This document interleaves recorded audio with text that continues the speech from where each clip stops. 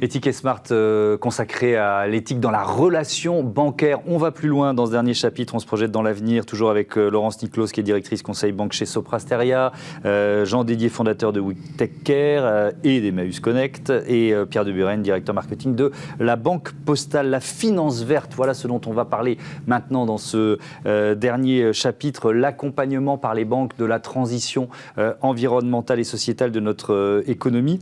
Il faut commencer, Laurence, par exposer un autre des paradoxes dont vous parlez, notamment révélé par une enquête de l'IFOP en partenariat avec le Forum pour l'investissement responsable, sondage réalisé septembre 2021. Est-ce que vous pouvez nous rappeler ce paradoxe, si vous l'avez en tête ?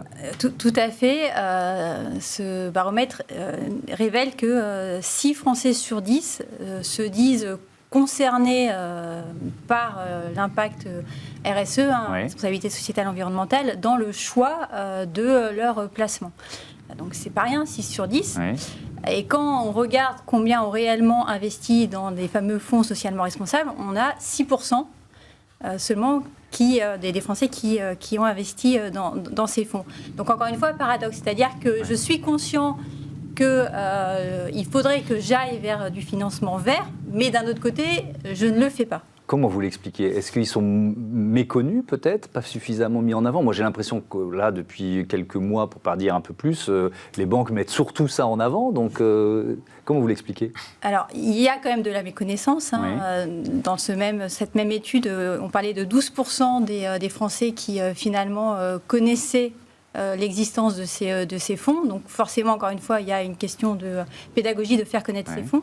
Et puis, encore une fois, on en parlait tout à l'heure, dès lors que je connais ces fonds, j'y vais pas forcément parce que je vais avoir un arbitrage peut-être de rentabilité avec l'idée que ces fonds ne sont pas nécessairement plus rentables que des fonds classiques qui peut-être permettent de financer l'énergie fossile. Mais voilà, mais à la fin des fins, moi, client, j'ai peut-être envie d'avoir plus d'argent dans mon portefeuille.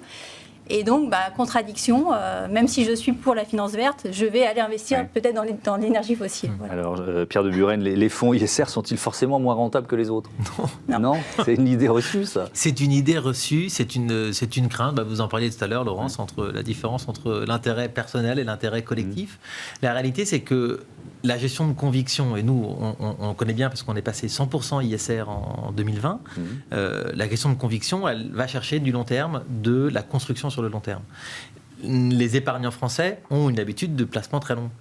Et donc, la performance qui s'entend dans la durée n'est pas moins bonne, ou en tout cas nécessairement meilleure, ni nécessairement moins bonne que d'autres gestions classiques. Et d'ailleurs, nos fonds ISR ont plutôt mieux résisté pendant les soubresauts de marché violents de 2020 que les fonds qui ne l'étaient pas. Jean Dédier, ça m'intéresse parce que quand on parle... Moi, je fais une autre émission qui s'appelle Smart Impact, où on est vraiment au cœur de ces enjeux de transition écologique. Et je vous avoue que c'est parfois difficile de s'y retrouver dans ce que sont les fonds ISR, c'est quoi la finance verte, la finance responsable. Est-ce que là aussi, on rejoint finalement vos thématiques de la technicité de ce qu'est la banque et de l'isolement ou du côté un peu perdu de certains clients face à cette technicité ? Oui, le métier de la banque repose sur une technicité forte et un certain nombre de transactions simples, ne serait-ce qu'un prêt, nécessite un dialogue, de la compétence.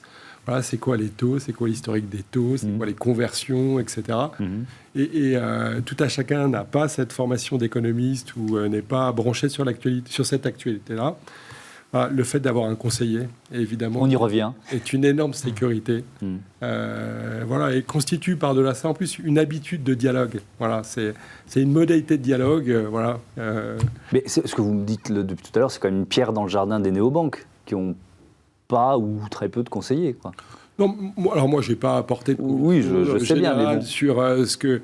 Il y a des gens qui peuvent choisir les néobanques. En fait, ceux qui choisissent les néobanques sont des CSP+, jeunes, voilà, très à l'aise avec le digital. Voilà, si demain, il fallait contraindre l'ensemble des Français à aller sur néobanque, je pense que ça se passerait très mal. Oui, effectivement, ce serait beaucoup plus compliqué. Est-ce qu'il y a, Laurence Niclos, je reste sur cette même thématique, des initiatives d'évaluation ou de labellisation des fonds ISR, c'est-à-dire savoir où on se retrouve, si un fonds est plus vert que l'autre Tout à fait. Alors déjà, côté mon voisin, il y a une initiative en cours. Et alors, il nous la racontera juste après. Voilà.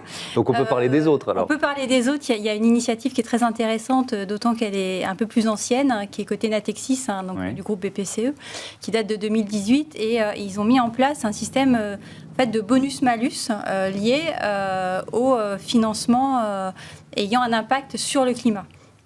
Ils appellent ça un facteur de pondération verte. Moi, j'aime bien l'expliquer comme le Nutri-Score. Quand vous achetez un paquet de gâteaux au supermarché, vous avez A, B, C, D, E. Et plus vous êtes vers le A, normalement, meilleur c'est pour votre santé. Là, c'est à peu près la même logique. C'est-à-dire qu'il y a un certain nombre de critères qui permettent de noter les transactions pour savoir si elles ont un impact positif sur le climat, sur l'environnement. Et donc, ça permet d'avoir une note. Et typiquement, Natixis en a vraiment fait un outil de pilotage pour justement accélérer cette transformation vers des financements de plus en plus verts, donc vers des meilleures notes. Oui. Pierre Duburen, c'est quoi votre outil en la matière à la Banque Postale ? Alors, on en a plein, je ne sais pas auquel vous pensiez, oui.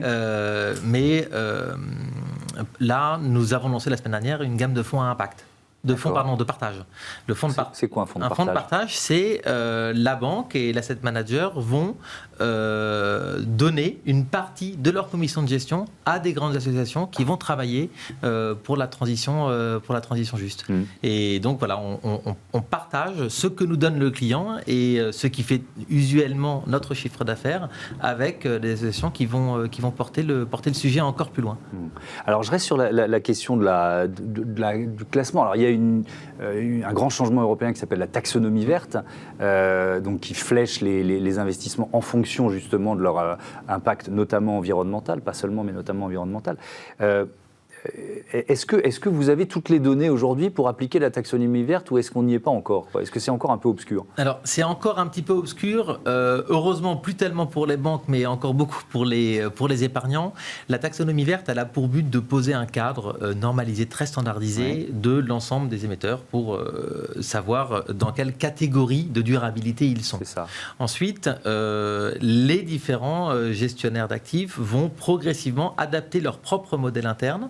Nous, c'est une méthodologie de conviction qui s'appelle GREAT, pour rentrer en cohérence dans cette taxonomie et avoir bien une cohérence entre la norme européenne et les produits que nous proposons à nos propres clients.